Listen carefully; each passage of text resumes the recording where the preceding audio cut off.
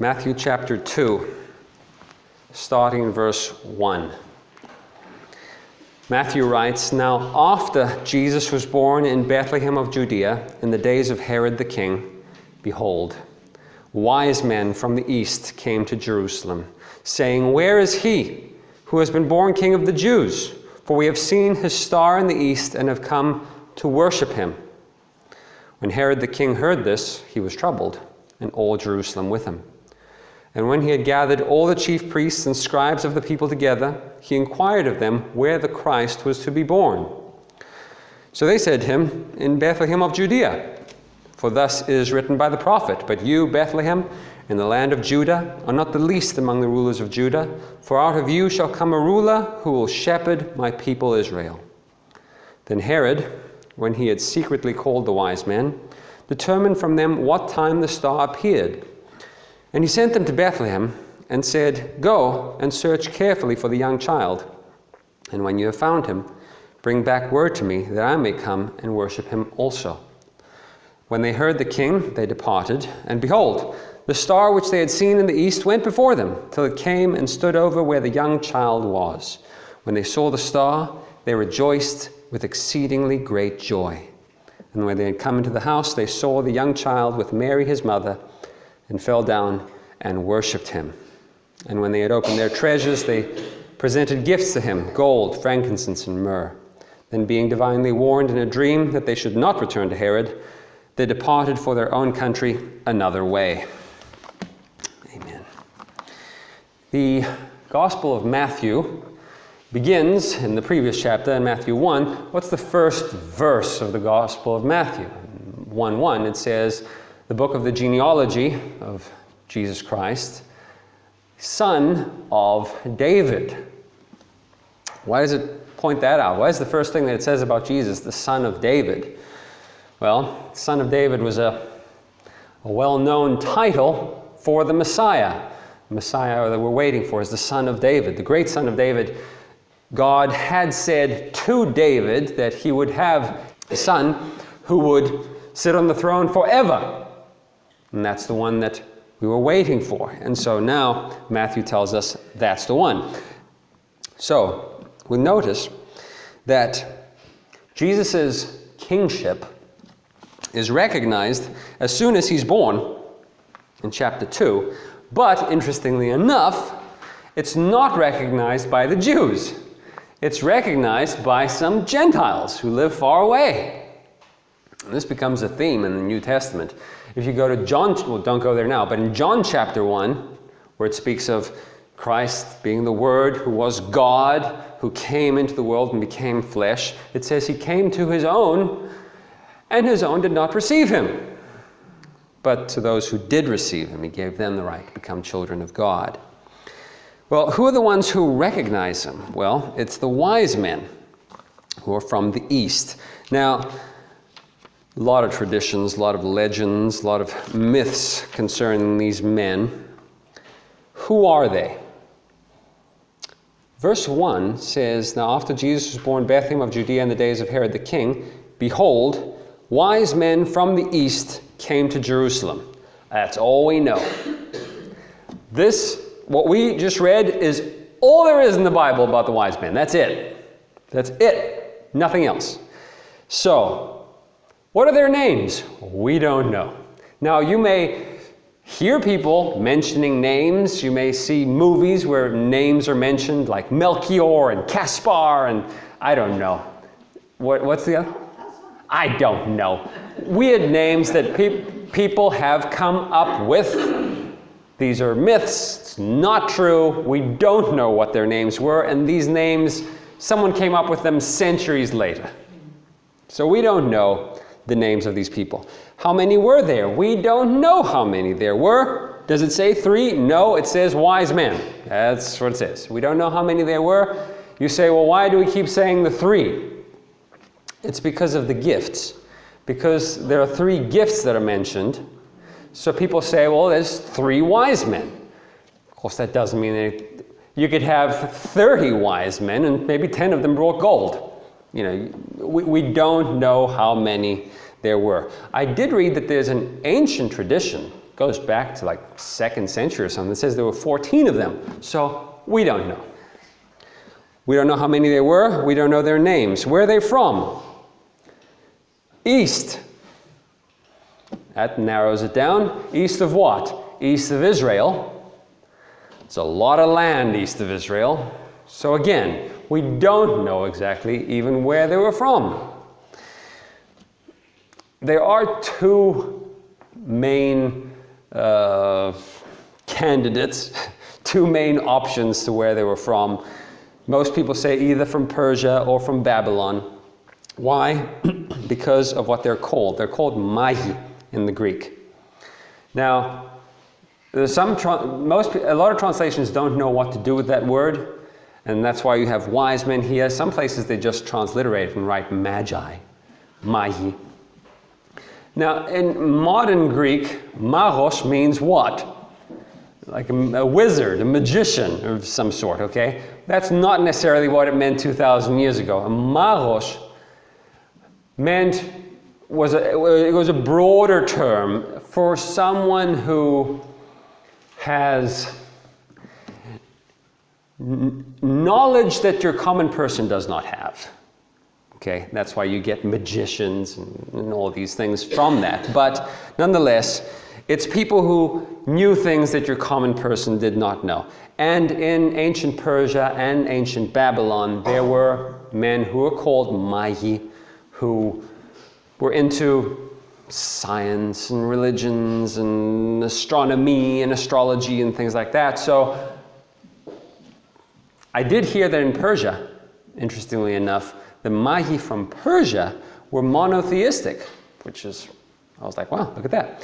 Anyhow, we don't know. We don't know exactly where they're from, probably Persia or Babylon. All right. And they're in Israel because they saw a star. The star, which they understood, means that the Messiah was born, the King of the Jews was born. What do we know about the star? Not much. Now, one thing that I constantly, especially around Christmas time, you'll see things on TV and you'll see things in the news where people try and give natural explanations to what this star was. And people will say, oh, the star was a comet, or the star was Jupiter and Saturn aligning and it was super bright, or whatever. All those are wrong. And we know all those are wrong because this is not a natural occurrence. Later on, we read that the star went over the house. And so they knew which house to go to. All right? Normal stars don't do that. Can you look at a star in the sky and say, well, that star is over that house? You can't do that, okay? So this is a supernatural occurrence. It's not something natural that occurred, okay? Also, let me point out, interestingly enough, that the star seems to have disappeared at some point because then it appears later and they get really happy when they see it. Okay, so it seems like they were over in the east, they saw the star, they headed off, but then they didn't have the star anymore, and then later they see the star again and it's somewhere over Bethlehem, so it's a supernatural star. All right, well, what do we know about these people? There's all kinds of stuff that we don't know. And all the extra things that you may hear are just myths, but what do we know?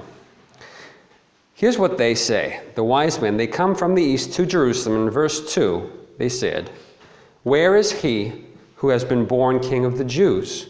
For we have seen his star in the east and have come to worship him." They don't say, was there a king born? They say, where? We know there was a king born. Where is he? Okay? Now, how do they know that? I don't know. Text doesn't say. People come up with all kinds of theories. The biggest theory says that they figured out something from the book of Daniel, because Daniel lived in Babylon, and Daniel prophesied about the approximate time that the Messiah would come, but it doesn't talk about a star there or anything. We simply do not know, okay, how they knew these things. Also, let me point out, I'm just trying to get rid of all the myths now so we can see what the actual story is.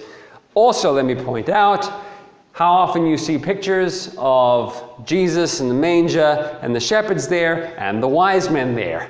No, the wise men were not there on the night that Jesus was born. The shepherds were. The shepherds saw the angels, and the angels said, go into Bethlehem, because that's where the Messiah is born. And the shepherds went. The wise men were not there when Jesus was born. In verse 1, it says, after Jesus was born, they showed up. In verse 2, they say, where is he who has been born? So Jesus is already born at this point, and they show up in Jerusalem looking for him. Okay? They're like, King of the Jews is born. Where's the capital? Where does the king live? In Jerusalem. Let's go to Jerusalem. He should be somewhere there. Where is he? Okay? Not there. So when did they go see him? You may not care, but I find this fascinating. At least 40 days after Jesus was born. Let me tell you why.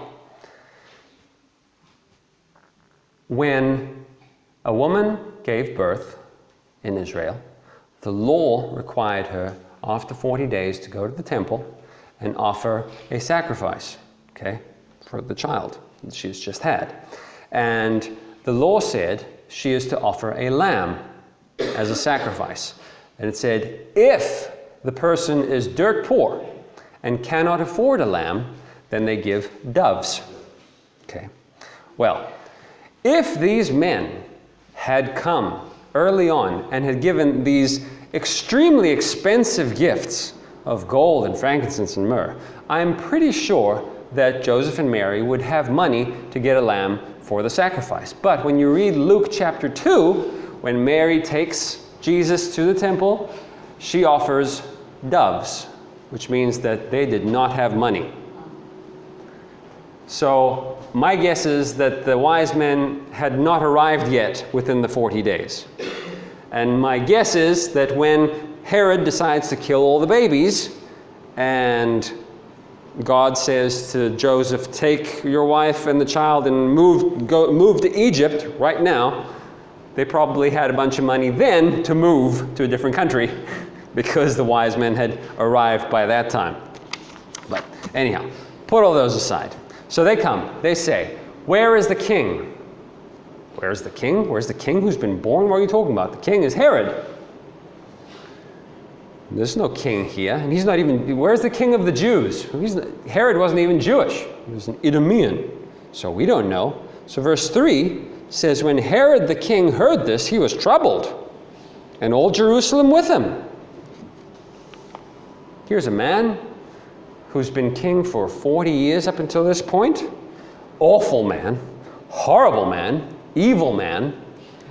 Here's a man who murdered 2 of his own sons because he didn't want them to be king. Okay?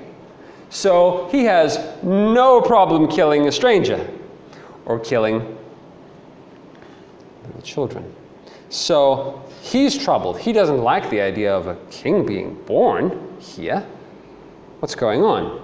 And it says all Jerusalem was troubled also. And I'm like, what are they troubled about?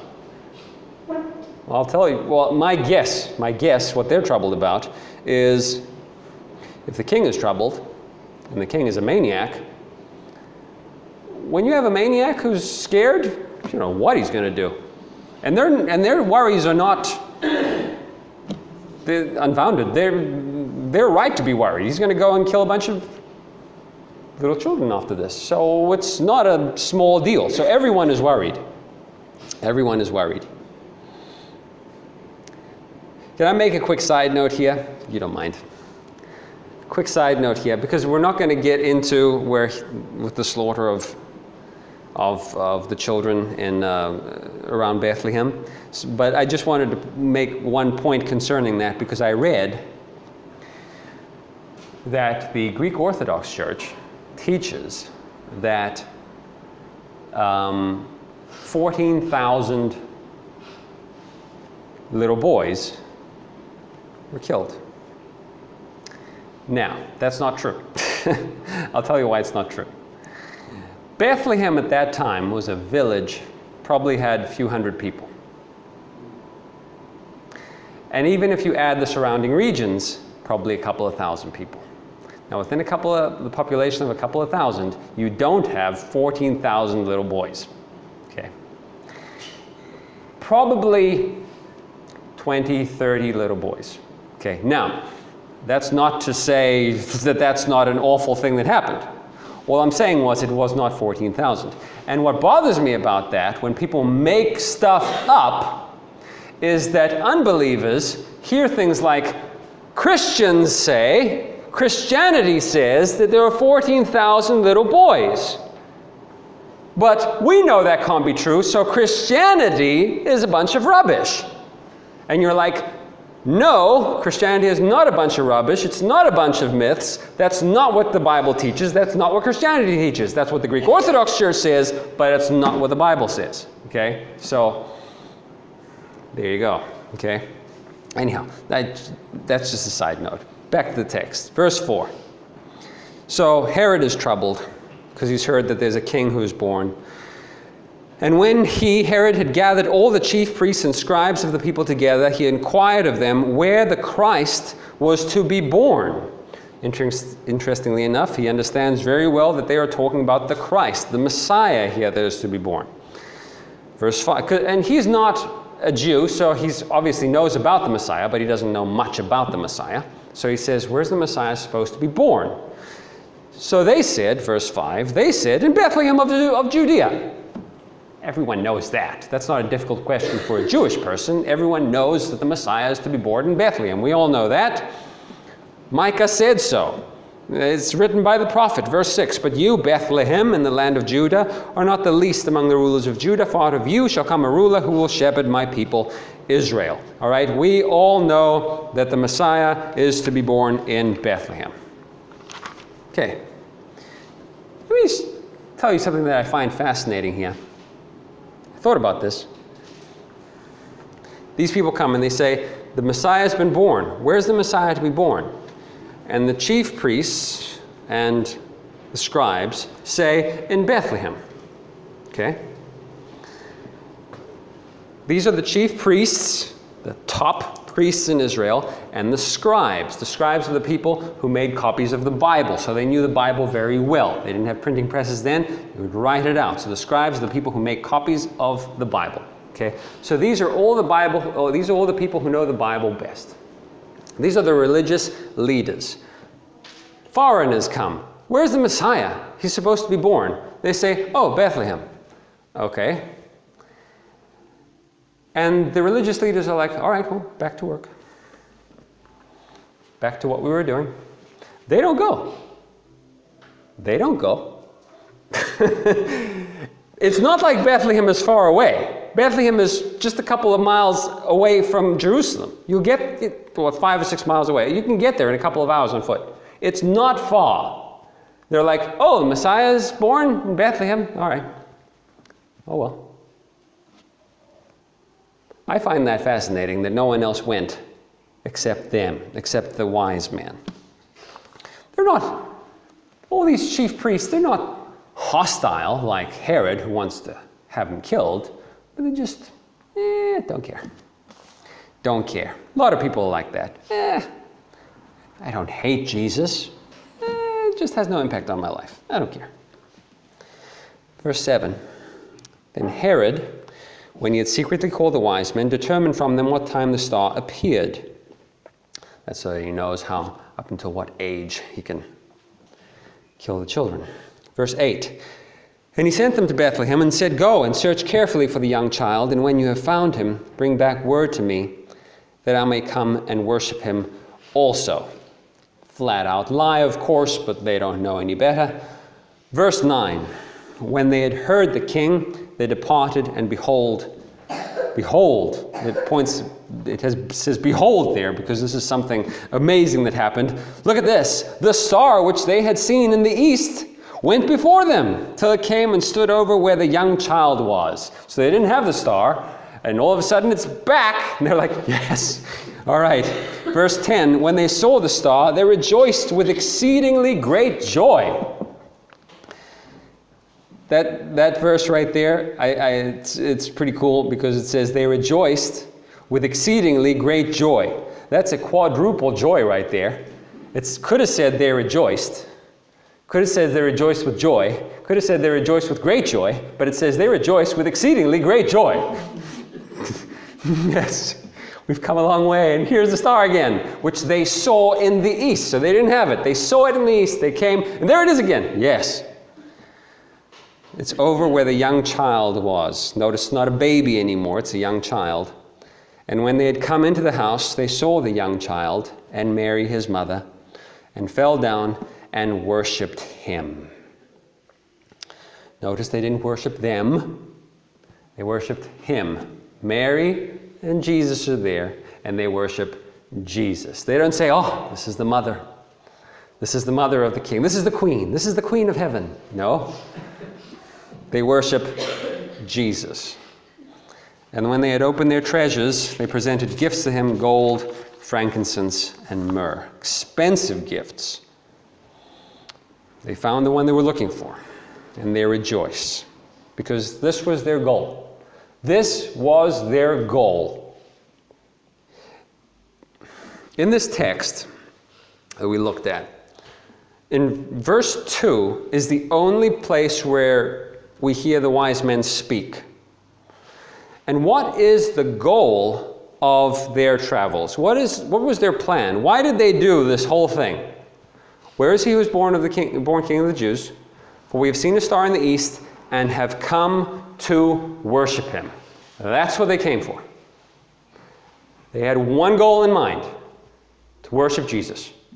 That's it. That's their mission statement right there. We have come to worship Jesus. They came a long way to worship Jesus. How much do you care about worshiping Jesus? I want you to think about this for a second. Get in the mindset of these men back in Persia or Babylon or wherever they are. You see the star. And however it is, you know that means that King of Jews is born, the Messiah is born, and you need to go worship him. Okay? What would your family say? What would your friends say? I'm going to Israel to worship a baby who was born. You're going where? To Israel. To do what? To worship a baby. Jesus, the Messiah. Gotta go. How much is this going to cost? A lot, probably. Really? But I gotta go. I have to go worship Jesus. How long are you going to be gone? Months? Probably. But I gotta go. I have to go worship Jesus. What about your job? What about your family? What about little Belteshazzar's birthday party that we have in a couple of weeks? You're not going to be here. I have to go. I have to go worship Jesus. Doesn't mean that I don't love you. I'll be back, but I have to go worship Jesus. And they go. They head on, and along the way, star is gone. Well, they could have said, so much for that, we tried. Let's just go home. They said, no, we're going to keep on going. Israel is far away, and we don't know where we're going. We'll find him. Okay? They get there. Where do we go now? I don't know. Go to Jerusalem. Ask there. They should know where the king is. Go to Jerusalem. Where's the king? There's no king.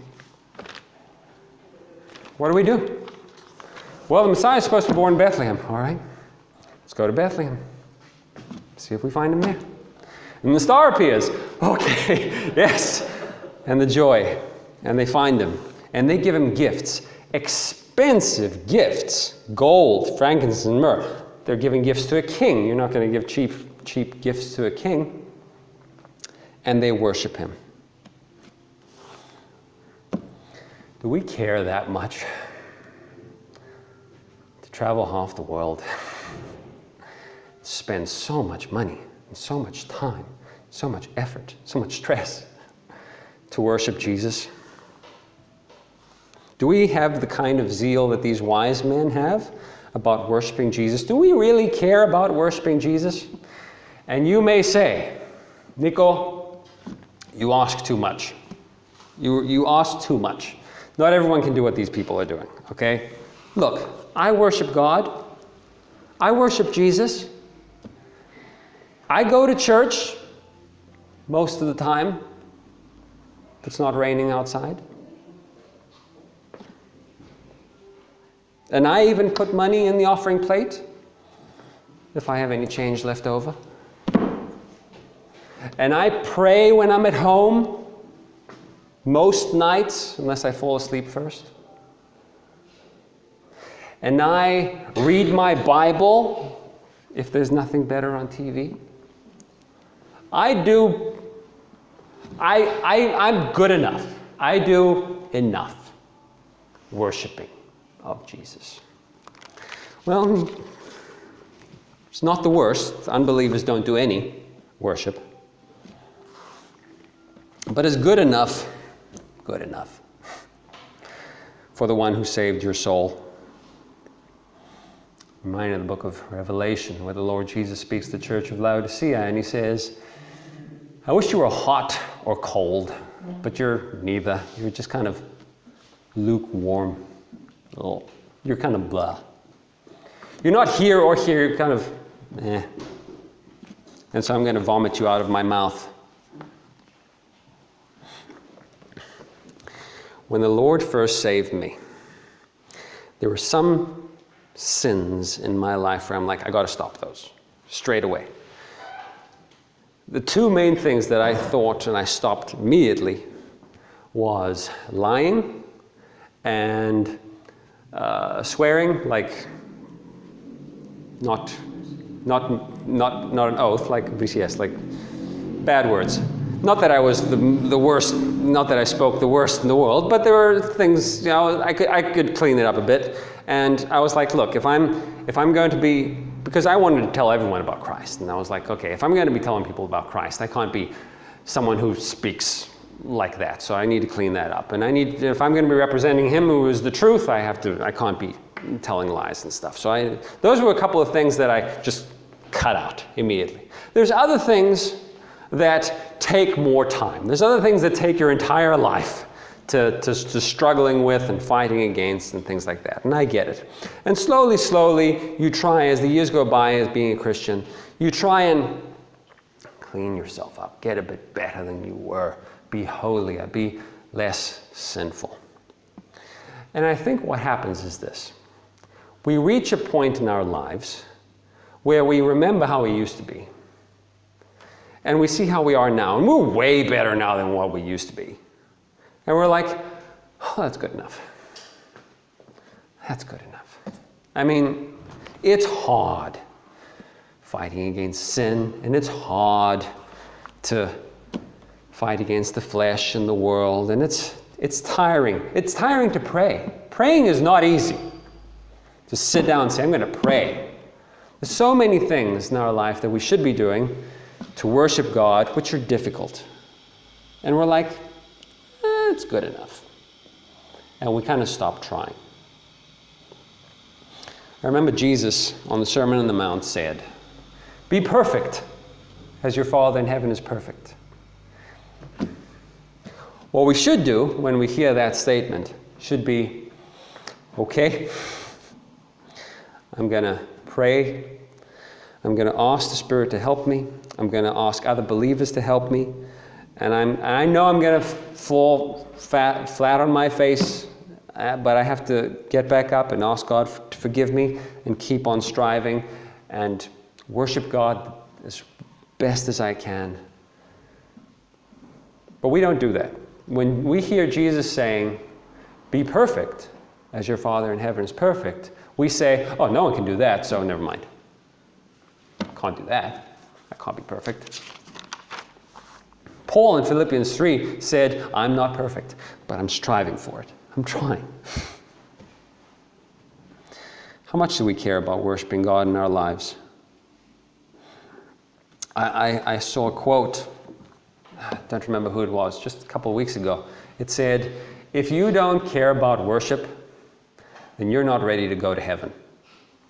And I was like, wow, he's right. Why do you want to go to heaven? You know what heaven is? Worshiping God. That's what it is. Why do you want to go there? You know, most people, if you ask them, they say they want to go to heaven. But the only reason they want to go to heaven is because they don't like the alternative. They're like, well, if those are my only two options, I'd rather go to heaven. But what they would really prefer is to just stay here. Because do they want to go and be with Christ and worship Him forever? Is that what they really want, or they just not want to go to hell? Look,